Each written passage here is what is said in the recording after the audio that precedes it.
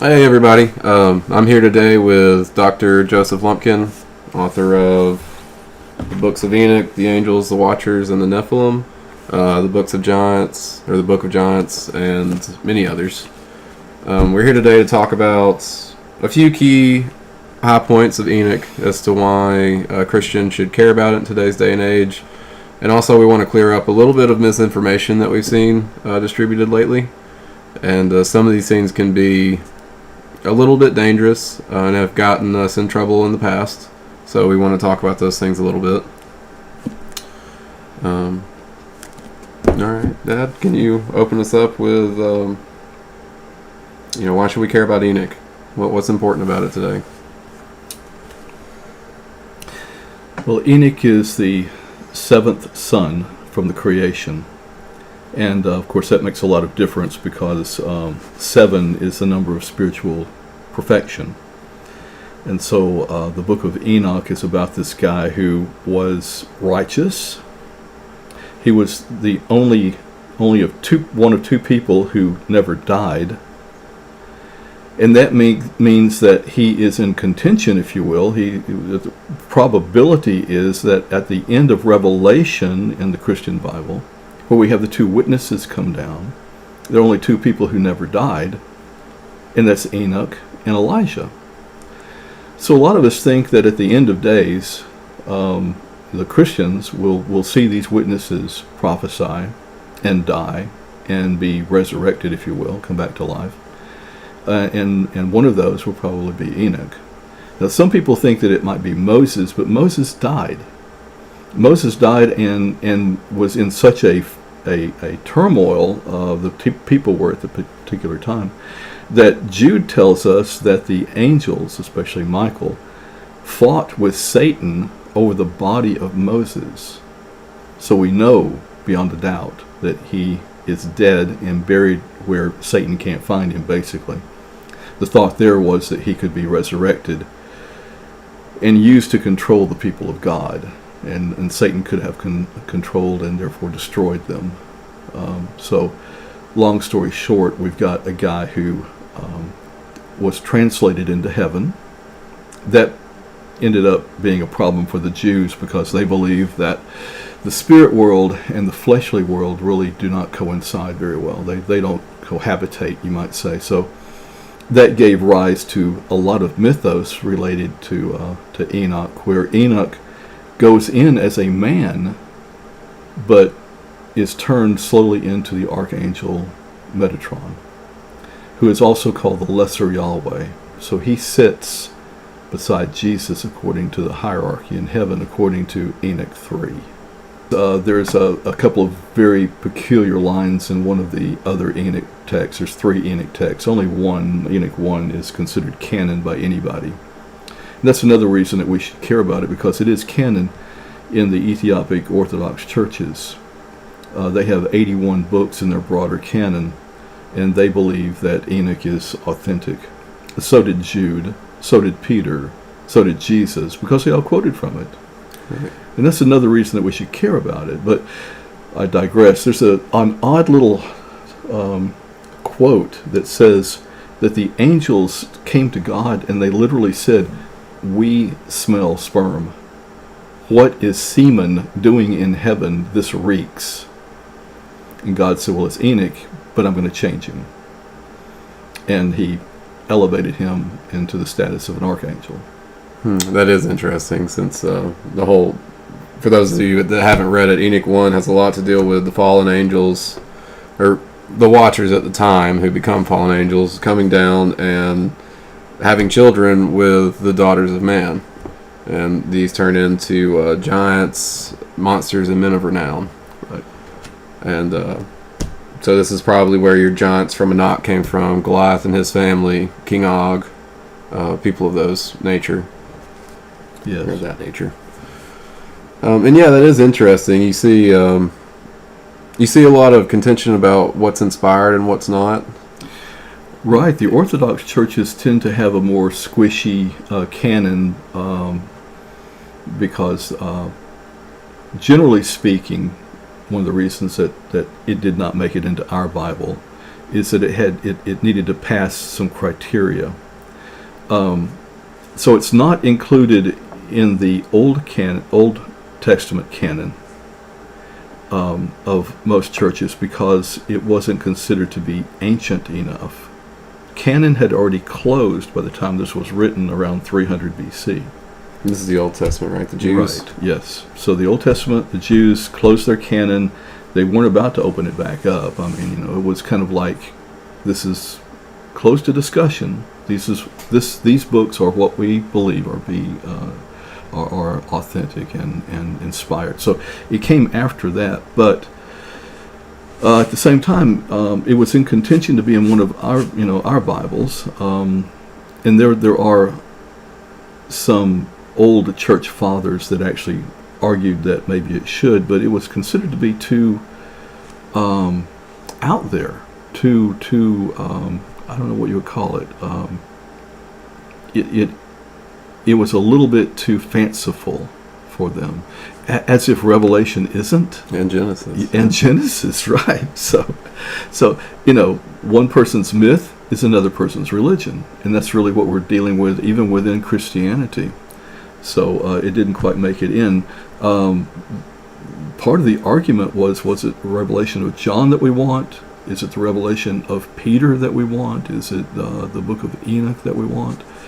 And they settled on John. It needed to be, they needed to believe it was authentic.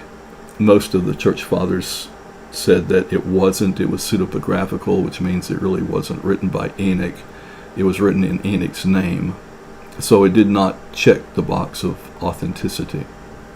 Right, and we know when we date it that it does not go back that far. Right. So that does check out. It's interesting to me that you actually see the canon close, or narrow, I should say, as you get to the newer churches, right? So you have the Eastern Church, the Ethiopics are one of the oldest sects in the world, right? Broadest canon. Then you go to your Catholics who have the Apocrypha, and then we narrow it down to our Protestants who came after, and we have even less. And I always tell my friends, do you really believe that God said less and less as time goes on? That doesn't even make any sense. So in my opinion, we should really look at this broader canon to get more knowledge and wisdom and faith in what's going on, because there's nothing in Enoch that defies the scriptures. It all adds to it. It actually is our foundation of what angels and demons did and what they are like and where they came from. We have 3 falls that we have to contend with. And one is the fall of the angels under Satan. A third of the angels fell. The second one, of course, is the fall of mankind, where Adam and Eve fell. And the third is the fall of the Watchers, because they were stationed to observe and not to interfere. It almost looks like there was an ongoing experiment. Yeah, a little bit. It seems like that. It's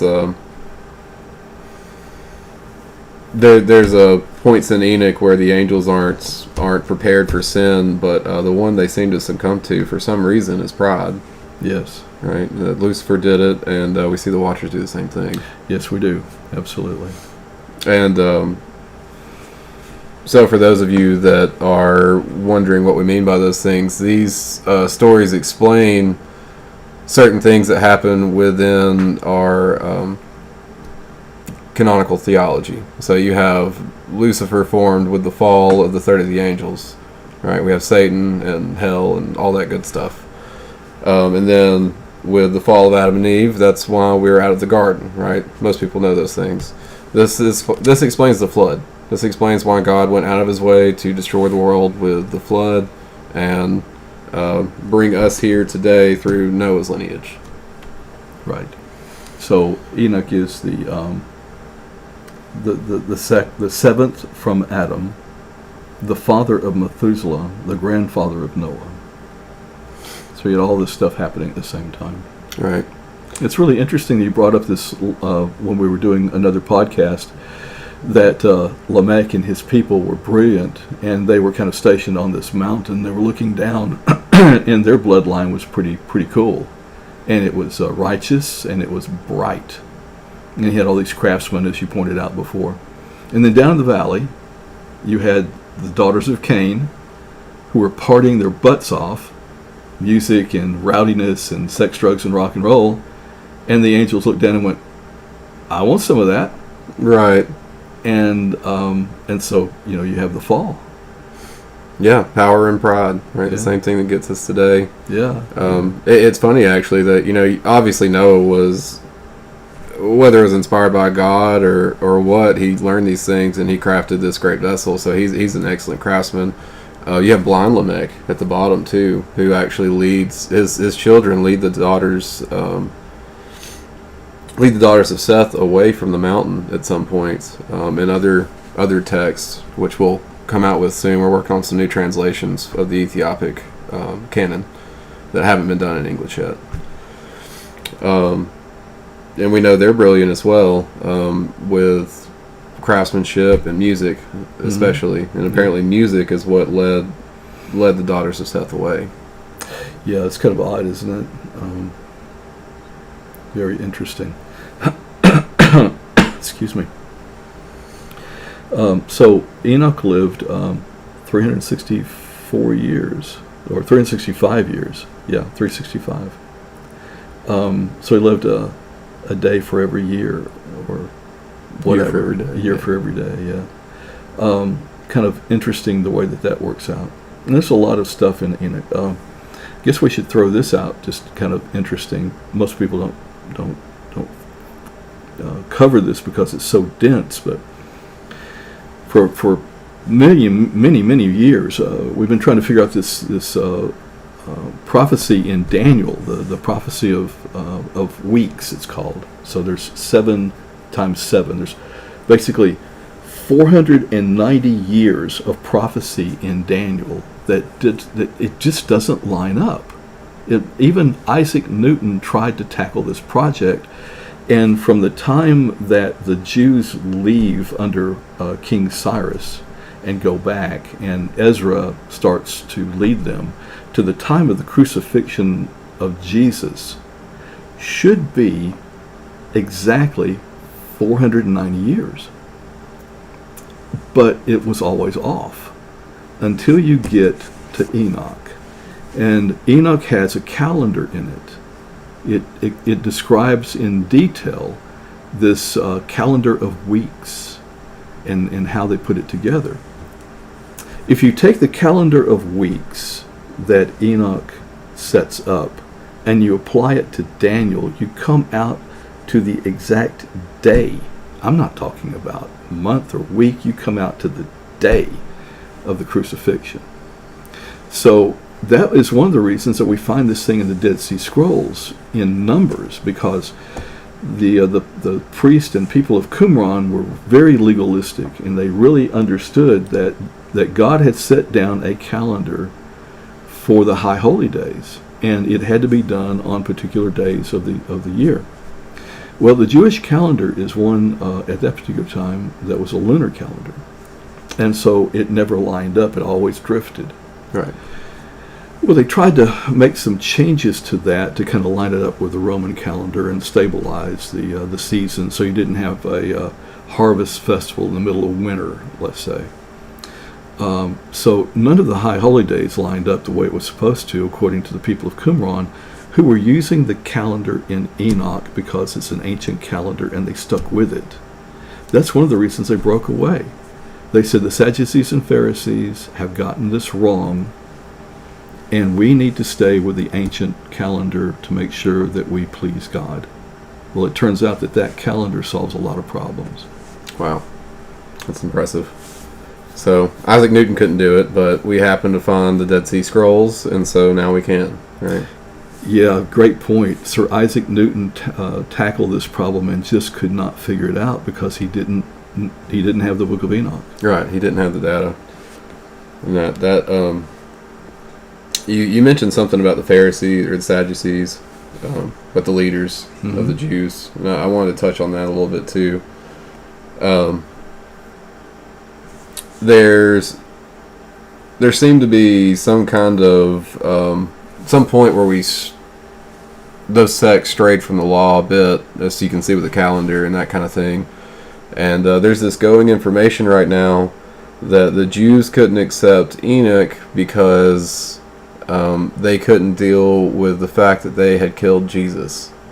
But just off the top of my head, I can think of a few problems with that. A, being that if they didn't see him as the Messiah, why would they mourn having killed the Messiah? Right. Right. But beyond that, can you speak a little bit to how the Jewish people felt about Jesus at the time, and the difference between the people and the elite? Yeah, it's a great question, because what we have here is an ongoing kind of anti-Semitic trope that's being propagated by some of the other authors, and it's just not true at all. So, and it shows a lack of depth of understanding of what was going on with the people.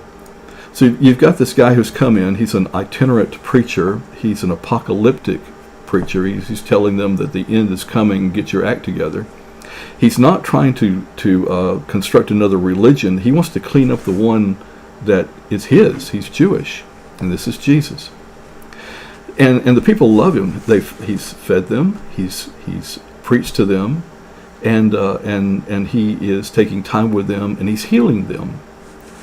So as he comes into town, they're crying Hosanna to the highest. They're praising him. They're basically treating him like a king. They throw down these palm fronds for him to walk on. He comes into the city, and people are thronging him, and that really upsets the Pharisee who are in control, because you cannot have another person vying for control if you've got the money and you've got the power. So it wasn't the people that were against Jesus. It was the priests at the time. So what did they do?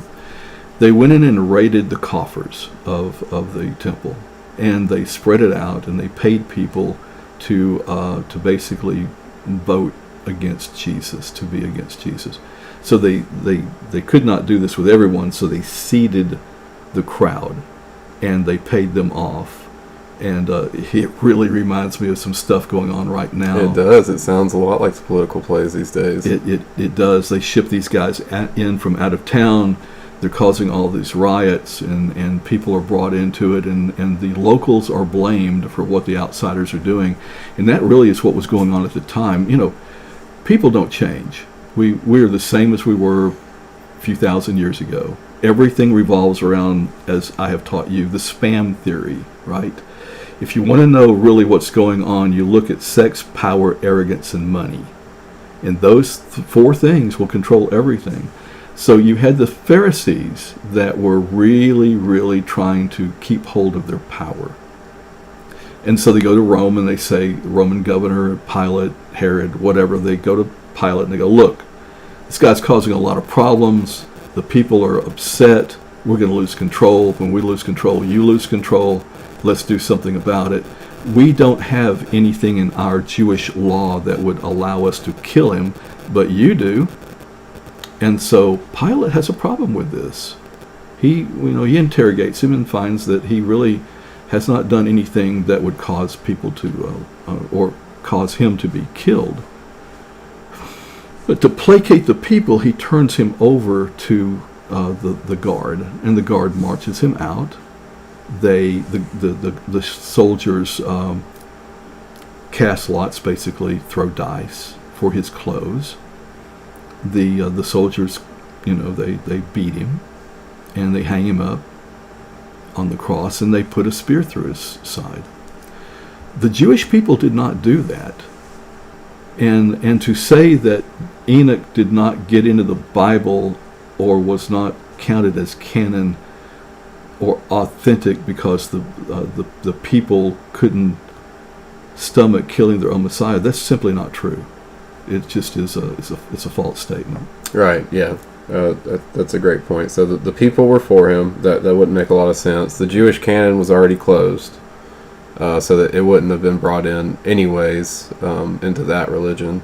There's a few reasons it doesn't make sense. Exactly. So let's get away from the anti-Semitic talk and try to face the facts in a scholarly manner instead of throwing things out there that would make people go, oh, wow, that's interesting. No, it's not interesting. It's simply not true. Right. And it's it is dangerous. That kind of harkens back to World War II and some things that have gotten us in big trouble before as humans. Yeah, it's always great to have a common enemy, but not so good for the enemy that's common. Exactly. And, the next enemy is Christians in this world, so Yeah.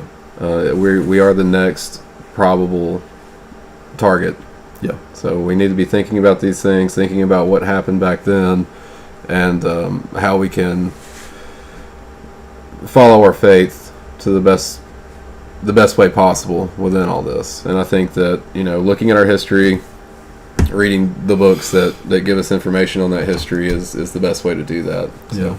It's a really interesting parallel, because right now we're let's take, for example, what happened with the temple. And so you had Nebuchadnezzar come in from Babylon, and he levels the temple, and he takes the people into captivity for 40 years.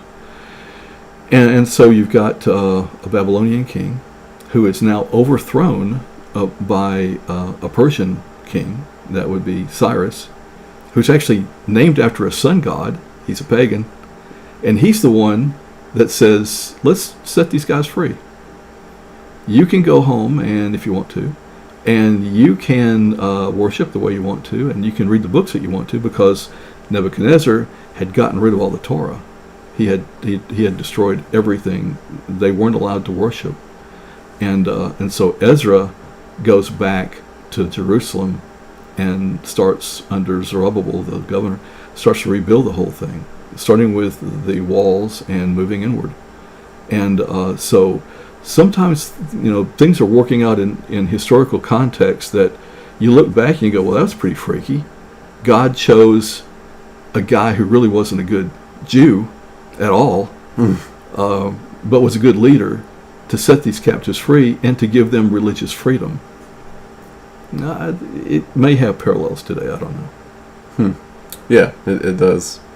Well, maybe we'll get our chance to rebuild. Yeah, that's right. That's right. So what do you want to cover next? So let's see, we mentioned a little bit about Daniel's prophecy. Let's see, we went over the Jews. About the Book of Giants, that's another one. So the Book of Giants, for those of you that don't know, is a fragmented text that came up in, was it Qumran or Dead Sea? Qumran is Dead Sea. Yeah. Okay. So it came up with Dead Sea Scrolls, and this seems to be a narrative from the side of the Nephilim and Giants as to how they're dealing with the coming punishment brought by their fathers. And they actually come to Enoch and ask him for help, right? Yeah. So we'll start kind of like back just a little bit, and we'll say, if you look at the Book of Enoch, we are the first ones to come up with an idea of taking the Book of Giants and saying to ourselves, this fits within the Enoch narrative, let's put it back in.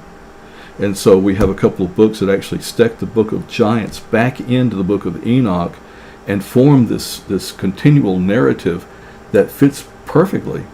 So God's pretty mad. He's they've rebelled. The Nephilim are here, and things are getting really, really bad. And then the Book of Giants picks up, and it talks about these fallen angels and their children, and how they start dreaming dreams. And in the spiritual world, God's preparing to destroy them, and they sense this in their spirit, and so it comes out subconsciously in these dreams, and they're getting really, really upset. So what do? They go to the guy who, and I'm going to digress a little bit, who was raised in their day. So the Bible says in the days of Jared, that's Enoch's father, the angels appeared. They came down to Mount Hermon. So Enoch is growing up in all of this. He's the first scribe. He's the first guy that learns to read and write. And he's called the scribe of God. So he's righteous. He's communing with God. The fallen angels know this, and they know they're in trouble. And so one of the books says that they literally flew over and landed and talked to Enoch and begged him to intercede, just like Yahweh would intercede with God on their behalf. And he tries, and God says, "I'm going to kill him anyway." And he sends a message back. He says, "You have been so disobedient, and you have been so bad and so wrong that I might not kill you because you're eternal creatures, but you're going to watch all of your children die." God's serious about this. So all of this is happening within the Book of Giants, which fits perfectly within the narrative of the Book of Enoch, and we're the first ones that dropped it back in and said, here is the complete picture. Yeah, and it really does flesh the story out, because we see in Enoch 1, we see the fallen angels get a little hot and bothered and come to Enoch and ask for help, but we never really know how their kids are dealing with it, and that's what it gives us a little information about. Something really interesting in here is you'll see some names that you might recognize if you're familiar with other ancient literature. Gilgamesh was apparently the most powerful of them because they came to him for help initially. Yes, and Gilgamesh says that he could kill any human and any army, but he cannot stand against the host of God. That is, well, wisdom, I guess, on his part. Yes. And it's funny to me, if you go back and you look at the history of Gilgamesh, he was a Sumerian king, and the man was known as the wild beast because of his bloodlust, which is a trait, as I understand it, attributed to these Nephilim. Yes, it is. I look at the Nephilim, the giants, as a hybrid, much like our mule, our tiger lion combination, the Ligon, I think it is. Yeah, Liger, thank you, Liger, which is the biggest cat on the planet, And if you look at the donkey and the horse, and then you look at the mule, you see a large, powerful creature. And I think that's what happened here. The DNA of the fallen angels and the DNA of the women produced these giants that are beyond comprehension. They're violent, and they're large and they're powerful. Yeah, that makes a lot of sense. Something about maybe even angels have genes, right? Depends on how they're constructed. Yeah, apparently they took bodies. We don't know if they had bodies or they took bodies, but yes, they came down, and you had to be corporeal to have sex. True. And so this was passed on. Yeah, the Book of Jasher, is that the one that refers to their form? Yes, the Book of Jasher says that they basically chose bodies that were, let's just say, fit for sex. Yeah, right. They were well endowed. Yeah, something women would lust after. Yeah, well, at least men think that women would lust after them. Yeah. Well, I mean, they apparently had a lot of kids. Yeah, they did, yes. Caused enough of a problem, God had to flood the world. Yeah, the problem with that, though, is you've got a half-spiritual creature who's taken a body and a fully corporeal creature, women, and they give birth to these beings that are, they have body and form, but when you kill them, the spirit still survives. It's almost like the angel, let's say the fallen angel spiritually, it's trapped within the large body corporeally, and when you kill the body, the book says that the spirit goes out and it's raging and it's destructive, and it causes problems, and it's not seen. And it really gives you a description of what we consider to be demons today. Yeah, just angry spirits causing mayhem. Mm-hmm. Exactly. And that does that it kind of is backed up scripturally, I feel like, because for example, with our fall of Lucifer, why wouldn't he have killed Lucifer if it, Yeah. he didn't. Maybe it's not an option, maybe it's how they're constructed. Yeah, maybe that's true.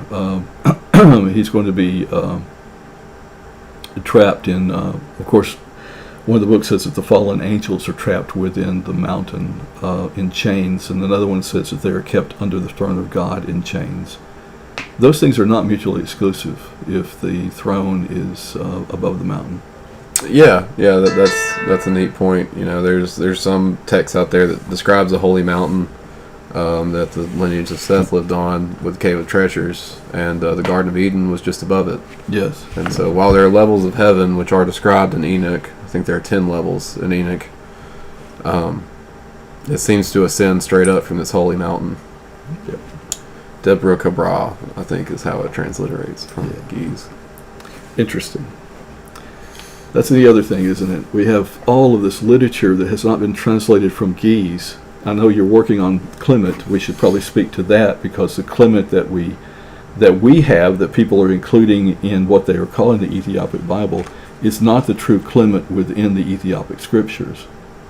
And you found some things in your translation that you might want to touch on because it relates back. Yeah, there's been some. That's been a really fun project so far. So what got us started on this, I'll step back a little bit, is we noticed all these Ethiopian Bibles coming out, and I think that we're searching for, as we talked about it, our canon has narrowed as we've gotten, with the newer sects, our canon is narrowed for some reason. People are trying to go back and find the truth of the old, and I think that that's why we're looking at the Ethiopic Bible. The broad canon has, 88 Bible? Or 88? 81. 81? Yeah, okay. 81. Yeah. But that's disputed according to how you cut them up, right? Yeah. Okay, fair enough. All right, so anywhere from 81 to 88. Well, when you get into Clement, you'll see in that book that they've placed, most of them have placed, all that I know of, I guess, because it's not in English yet, have placed the letter to the Corinthians, the 1 and 2 Clement that we know of in a lot of the Western, at least Clement 1 has been in the Western canon. Mm-hmm. But this is not the same Clement. This is not even to the Corinthians. This is actually Peter speaking to Clement, Simon Peter, about the revelations that he's gotten from God. And this information that he's telling them the story of what happened shortly after creation, basically. And so we see Adam and Eve cast out of the garden with a couple of nuances that we actually don't see in Genesis, but nothing that directly contradicts. And then we see the lineage of Seth flourishing on top of the holy mountain until the lineage of Cain, who lives below the mountain, specifically blind Lamech's children, start to sing and call to the daughters of Seth to try to get them to come off the mountain and sin, which eventually does happen. Yeah. And we see Enoch and Jared and Lamech and Noah are told to leave the holy mountain, leave the Cave of Treasures, and take the flesh of Adam with them. So we can see the human side of what it looked like for us, what it looked like for Enoch to grow up in that, basically, is what you get. Yes. But that brings up a point. Did God create Adam so that the body did not disintegrate? Or did sin bring disintegration to the body? What does it mean, the flesh of Adam? Because human bodies would not have had flesh by then. He would have been in an ossuary, a box of bones. Right. Unless, of course, we're talking about the flesh that was given to him by God as clothing. Yeah, and that's something we're definitely grappling with in this. Because, as you said, the flesh, unless they had knowledge of mummification at the time, which is not said in the text that I can see, he would just be a bag of bones. And it's strange that they use the word flesh. So I tend to think it could be the animal skins that he gave Adam and Eve. Yeah. And those, according to one myth, was stolen by Nimrod, the great hunter, because we know that Adam and Eve had power over the beasts, and the myth says that was probably because God actually captured and killed and made these aprons for them out of the skins of the animals. It was divinely made, and it gave them power over the animals. Yeah, there's reference. Not directly, they don't reference the skin, but it's strange that it happens. and that Jared is attacked by a beast at some point, and it gets him. It bites him. It gets him pretty good, and he turns to the beast and tells it to leave, and it does. Mm-hmm. Why would it have done that? He must have had some kind of something that gave him power. Yeah, and why didn't he use that in the very, very beginning?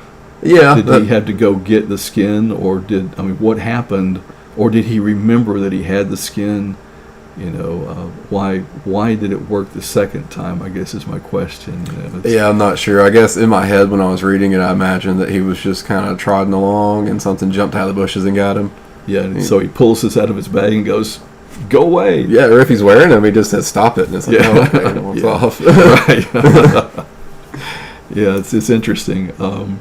When you start reading the scriptures, and I guess I should digress a little bit and say, I was raised Protestant, but I would never ever tell a Catholic or an Orthodox or an Ethiopic Christian that their canon is incorrect.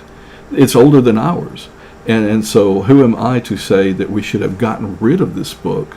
No. My thought is the other way around. I want to know everything God said, and so even though I was raised on just the 66 books, when I started reading some of these things, like in the Apocrypha. Well, you don't know about, for example, Hanukkah. You don't know about Hanukkah unless you read the Apocrypha. That's true. You don't know anything about the Maccabees in our 66 books. Right, and the the lamp that burned in all of these miracles that were happening at the time. The Protestants will say, well, there's 400 years of silence between the Old Testament and New Testament. God never shut up. We just stopped listening. Right. Yeah. I tend to wonder if that's what's going on these days when we haven't had more. Right. So anyway, I forget where I was going with all of that, but well, it's a great point. We can't understand our forefathers with just the Protestant books, which is a problem. It means we can't understand where Jesus was coming from or what he had to go through if we can't understand what was going on then. Right. So here's something that I'm going to throw out here, and I know that I'm going to get stoned for this, but it is what it is. It's just the whole thought of it.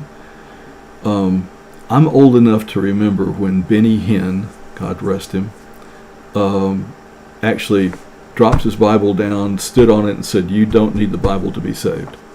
And I looked at your mother, and I said, "He's exactly right, and he just lost his ministry." Because it's much more comfortable to have a rule book that you can check off than to dig down deep and know that spiritually you're mature enough not to do the wrong thing. So, having said that, what I'm talking about is for we didn't have Bibles. There were no Bibles the way that we look at it these days. Until the printing press got here and you didn't have to hand copy, and it wasn't so costly that only the rich people and the church had Bibles. And so, do you need a Bible to be saved? Well, you can't possibly, because Canon wasn't even really firmed up until 400, and oddly enough, it wasn't even set in stone until much later, after the first millennium. So, what was the Bible? Well, we were still in contention. As a matter of fact, up until Luther, Martin Luther said, "I hate the book of James. It's a pissy little book. It's a straw gospel," is what he said. It's a straw gospel, and I wish I could burn Jimmy in the fire. He hated it that much. So if it were up to him, he'd have thrown the book out. And that has gone on. I mean, we are not really set in, we think we are, but canon has not been set for any individual church that is up and coming. The Mormons have... that's what I was about to bring up. Yeah, the Mormons have the Book of Mormon. They have the Doctrine and Covenant. They have the Pearl of Great Price. And so canon is still evolving. And most people don't think like that, but it is. And I think that we've gotten mature enough as Christians that we're now asking these questions. And so the Book of Enoch comes into our vision from the broader canon of one of the oldest churches in the world, and we go, we need to look at that. That has information that's been kept from us. So I think that's what's going on. Yeah, I agree, and I really think it's a good thing. I think it will do away with a lot of arguments that we see that split churches and things like that if we can just be mature enough to look at everybody's differences and take it all into account. Mm-hmm. Yeah. But yeah, I think that's a great point. We didn't distribute Bibles until what, like 1100 or so? Oh, after the printing press, the Gutenberg press. What was that? That's much later. 1500s. Yeah. So. And before that, most people weren't literate. Couldn't read your Bible anyways. Well, that's exactly right. Even with Gutenberg and all the Bibles being printed, and let us remember that when the Pope at the time of King Henry VIII came out and said that he did not want people to have Bibles, that they weren't capable of reading and interpreting them, that the interpretation of the Scriptures should be led by the priest and the priest only. So what did Martin Luther do? He put a Bible in every single Anglican church. And he attached it to the pulpit with a huge chain. It was called the Great Book because it was the size of this table. Mm. It was huge. It was huge. And he did it, why? To piss the Pope off. And he made it available to the people. You could walk in the church and read the book if you wanted to. Yeah, well, that needed to be done, I feel like. It needed to be done, that's right. That's right. Oh, that's good stuff. Do you have anything else we need to go over? Oh, I've seen one thing I'd like to show. I've seen a lot of people seem like they like the illustrated versions of Enoch recently, which I can understand. There's a lot of goings-ons that are hard to visualize. Like there are 10 levels of heaven where he sees all kinds of magnificent things and things that might be hard to visualize. But we were actually one of the first to come out with the digital art that coincides with Enoch. So if you have kids, if you're a visual learner, we have pictures in here, and they're complete with descriptions about what's going on and what it is, things like that. There's a piece where Enoch's taken up to heaven, and that's what you're seeing here. He literally is said to have been taken up and soared through the skies. Yes. So you want to end this section, and we'll pick it up some other time, huh? Yeah, I think that sounds good. We'll have more. When we come out with Clement, maybe we can do a segment on that. That would be wonderful. I'd love that. That's got some good stuff that ties back into Enoch, doesn't it? Oh, absolutely. Yeah. Well, thanks for joining us.